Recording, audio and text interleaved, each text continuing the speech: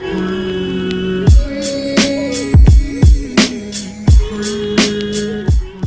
dear students, as you know we are doing 9th chapter of accountancy and that is book of original entry journal. Last video में हमने इससे related कुछ numerical questions को सॉल्व किया था. So today we are going to start the next topic that is discount. आज हम डिस्काउंट की बात करेंगे. डिस्काउंट का मतलब होता है छूट. ठीक है, इट मीन जब भी गुड्स सेल की जाती हैं तो उस पर अगर कुछ आपको डिस्काउंट कुछ छूट दे दी जाए तो उसके टाइप्स क्या हैं. फर्स्ट ऑफ ऑल डिस्काउंट की डेफिनेशन देखेंगे. Discount it is an allowances. ठीक है, ये क्या है?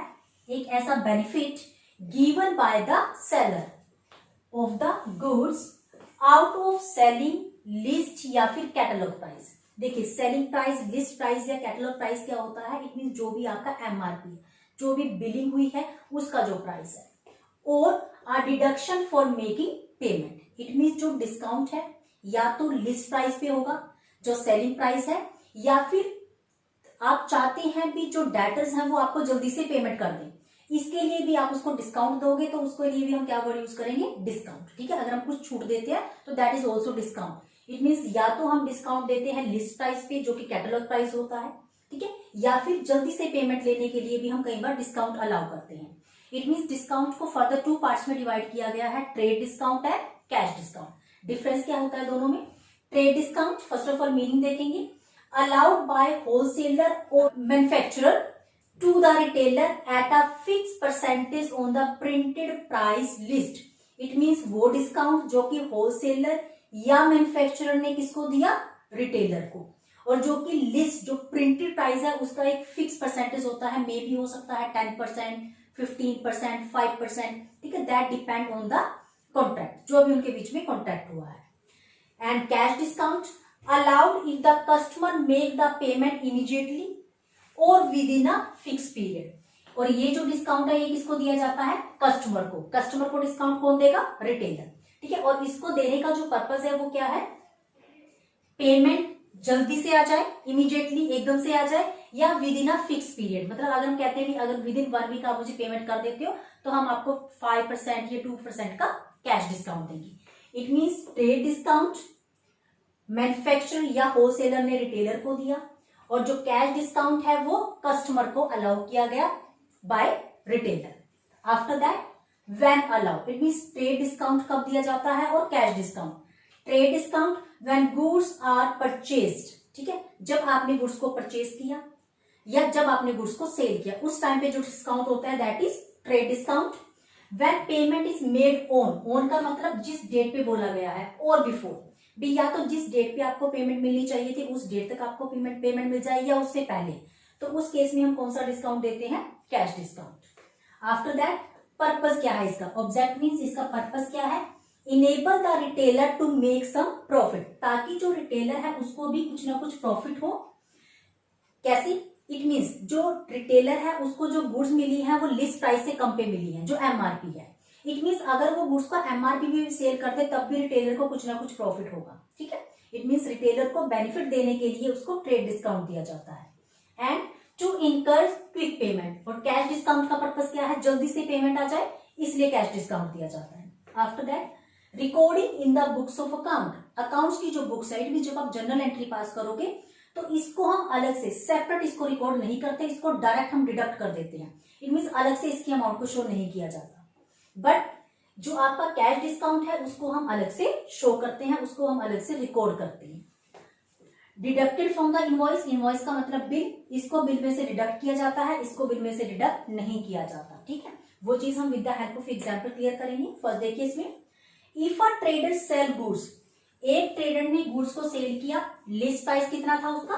20%, 10% trade discount and 5% cash discount. It means goods sale हुई है 20,000 की, उस पे 10% का ट्रेड डिस्काउंट है और 5% का कैश डिस्काउंट. इट मीन्स जो भी आपका लिस्ट प्राइस था, जो लिस्ट प्राइस है वो कितना है? 20,000. First of all trade discount minus होगा, उसके बाद कैश हमेशा. ठीक है, पहले हम ट्रेड डिस्काउंट को माइनस करते हैं, उसके बाद कैश डिस्काउंट को. Trade discount 10%. इट मीन्स 20,000 का अगर हम 10% करें तो कितनी अमाउंट आ जाएगी? 2,000. ठीक है, रिमेनिंग अमाउंट आपकी 18,000। जो कैश डिस्काउंट है वो आप 18,000 पे चार्ज करोगे, 20 पे चार्ज नहीं करोगे। It means trade discount minus करने के बाद जो अमाउंट आएगी कैश डिस्काउंट उस पे चार्ज होगा। कैश डिस्काउंट कितना है 5%। अगर 5% आप किसका करोगे 18,000 का, 18,000 का अगर हम 5% करें तो अमाउंट कितनी आ गई आपकी 900। It mean 17,100।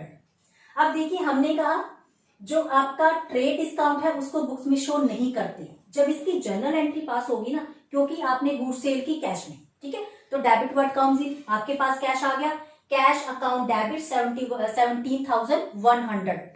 क्योंकि आपने डिस्काउंट दिया तो it mean that is discount allowed. हमने डिस्काउंट दिया तो हमारे लिए क्या है लॉस। ठीक है, तो डिस्काउंट अलाउड कौन सा बैलेंस है आपका debit according to nominal account rule. Debit all expenses है लॉस। टू सेल, सेल को क्रेडिट किस लिए किया गया, क्योंकि that is a nominal account. Income जब इंक्रीज होगी तो हम सेल को क्या करेंगे क्रेडिट। इट मीन सेल आपने कितने से पास की है 18 से, 20 से नहीं। ठीक है, ट्रेड डिस्काउंट को बुक्स में शो नहीं किया जाता, हम उसको डायरेक्ट डिडक्ट कर देते हैं। लेकिन जो कैश डिस्काउंट है उसको अलग से बुक्स में शो किया जाता है। इट मीन जो जनरल एंट्री है वो आपकी 18,000 के अकॉर्डिंग होगी, ना कि 20 के अकॉर्डिंग। 18,000 की गुड्स आपने सेल की, उसमें आपने 900 का डिस्काउंट दिया, डिस्काउंट की अमाउंट डिस्काउंट में, और एक्चुअल में आपके पास जो कैश आया दैट इज 17,100। इट मीन्स जो आपका ट्रेड डिस्काउंट होता है उसको आप इनवॉइस में से, बिल में से डिडक्ट कर देते हो। ठीक है, लेकिन जो कैश डिस्काउंट है उसको आप डिडक्ट नहीं करते, उसको आप अलग से शो करते हो बुक्स में। So this is all about discount and its types. So let's start the new topic that is compound journal entry. Compound जैसा कि नाम से ही पता चल रहा है, कंपाउंड मीन्स जुड़ा होना। It means sometime two or more transaction related to one particular account take place। कई बार क्या होता है दो या दो से ज्यादा जो ट्रांजेक्शन्स हैं एक ही नेचर की take place on the same day. ठीक है, किसी एक ही डेट पे सेम नेचर की दो या दो से ज्यादा ट्रांजेक्शन्स अगर हो जाए तो उस केस में हम अलग अलग एंट्री पास करने की बजाय एक सिंगल एंट्री पास करते हैं, और उस एंट्री को हम क्या बोलते हैं compound journal entry. For example से इस चीज को क्लियर करेंगे। For example on 31st March ₹20,000 are paid for salaries. 31st March को हमने 20,000 पे किए सैलरीज के, और 10,000 are paid for rent. It means इसकी जो कंडीशन है वो क्या है, एक तो जो भी ट्रांजेक्शन है उसका जो नेचर है वो क्या होना चाहिए सेम, कोई पर्टिकुलर अकाउंट होना चाहिए। इट मीन जैसे कि नॉमिनल अकाउंट, क्योंकि अगर हम सैलरी पे करते हैं या रेंट पे करते हैं बोथ आर एक्सपेंसेस, दोनों हमारे लिए एक्सपेंसेस हैं। इट मीन्स दोनों को हम नॉमिनल अकाउंट के अकॉर्डिंग क्या करेंगे डेबिट, क्योंकि according to nominal account debit all expenses and loss. तो आपने चाहे सैलरी पे की चाहे आपने रेंट पे किया, हमें दोनों अकाउंट को क्या करना है डेबिट।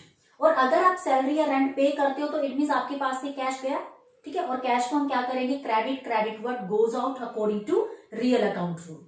इट मीन्स अगर हम इसकी सेपरेट एंट्री पास करते हैं तो एंट्री क्या बनेगी salary account debit to cash, rent account debit to cash. But क्योंकि दोनों ट्रांजेक्शन 31st March को हुई है, सेम डेट है, तो हमें इसके लिए अलग अलग एंट्री पास करने की जरूरत नहीं है। हम एक सिंगल एंट्री में इस चीज को शो कर सकते हैं, और उस एंट्री को हम क्या बोलेंगे कंपाउंड जर्नल एंट्री। मे भी हो सकता है मोर देन 2 अकाउंट होते, जैसे यहाँ पे हमने सैलरी और रेंट की बात की, मे भी हो सकता है वेजेस गिवन होता, हमने वेजेस पे किए, हमने कमीशन पे की, तो उस केस में हम 3-4 जितने भी अकाउंट हैं जो कि सेम नेचर के हैं, क्योंकि दोनों ये क्या है नॉमिनल अकाउंट एक्सपेंसेस है, तो हम इसके लिए एक सिंगल एंट्री पास करेंगे, और एंट्री क्या हो जाएगी salary account debit 20,000, rent account debit 10,000 to cash account 30,000। ठीक है, बट जो कंडीशन है वो क्या है, एक तो नेचर सेम होना चाहिए और दूसरा डेट जो है वो भी सेम होनी चाहिए। सपोज करो अगर हम सैलरी पे करते 30 मार्च को, और जो रेंट है वो पे होता आपका 31 जो मार्च है उसको, तो उस केस में हम कंपाउंड एंट्री पास नहीं कर सकते। इट मींस डेट भी सेम होनी चाहिए और नेचर भी सेम होना चाहिए अकाउंट का।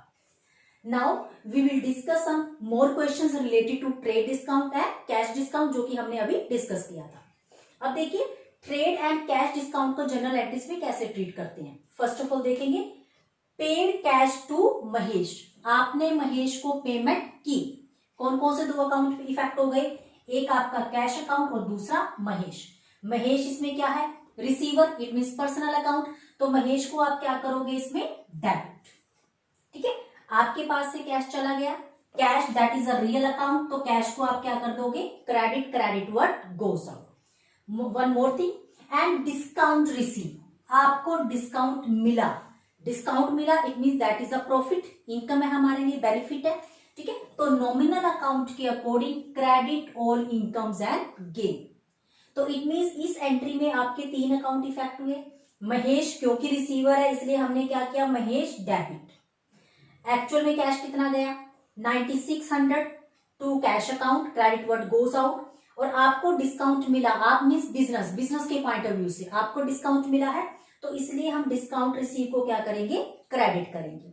अब देखिए एक्चुअल कैश गया 9600, 400 का हमें डिस्काउंट मिला, इट मींस जो महेश है उसका जो अकाउंट है वो कितनी अमाउंट से डेबिट होगा, 10,000 से। रीजन बिहाइंड दैट भी यहाँ पे फुल सेटलमेंट हो गई, हमने उसको 10,000 देना था बट हमने उसको 9600 पे किया, 400 का हमें डिस्काउंट मिल गया, तो उसके अकाउंट में टोटल अमाउंट आएगी। नेक्स्ट एंट्री देखेंगे, रिसीव कैश फ्रॉम अरुण, हमें अरुण से कैश मिला, it means two account effect हो गए, Arun and cash.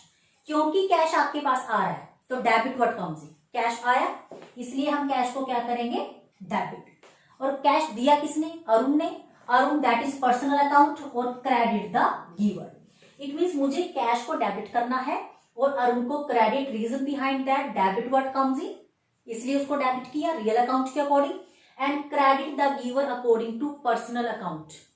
After that discount allowed to him, हमने उसको डिस्काउंट दिया, हमने मींस बिजनेस ने उस पर्सन को डिस्काउंट दिया, तो बिजनेस के पॉइंट ऑफ व्यू से जो डिस्काउंट है वो क्या हो गया, लॉस।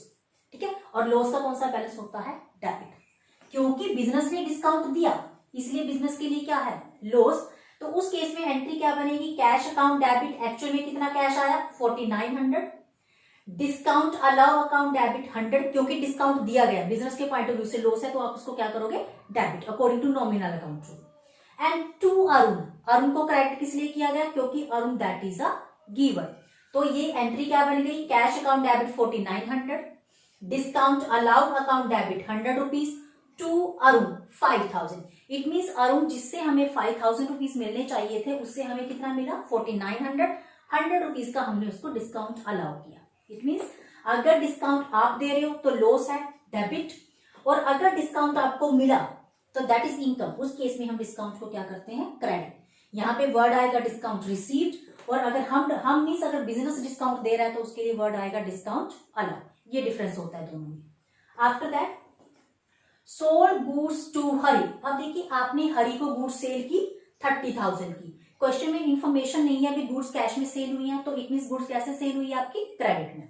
तो यहाँ पे आपके दो अकाउंट इफेक्ट हो गए, एक आपका सेल अकाउंट और दूसरा हरि अकाउंट। आपने गुड्स हरि को सेल की, इट मींस हरि रिसीवर है, हरि को आप क्या करोगे, डेबिट, क्योंकि जो हरि है वो रिसीवर है तो हरि को आप क्या करोगे, debit, debit the receiver. And sale को आप क्या करोगे, क्रेडिट, क्योंकि जो सेल है वो हमारे लिए क्या है, इनकम। ठीक है, according to nominal account rule, तो जो सेल है उसको हम क्या कर देंगे, क्रेडिट, और जनरल एंट्री क्या बन गई आपकी, Hari debit to sale. Hari को डेबिट इसलिए किया क्योंकि डेबिट द रिसीवर, सेल को क्रेडिट इसलिए किया गया क्योंकि sale that is a income according to nominal account rule, जो भी इनकम या गेन होती है उसको हम क्या करते हैं, क्रेडिट करते हैं।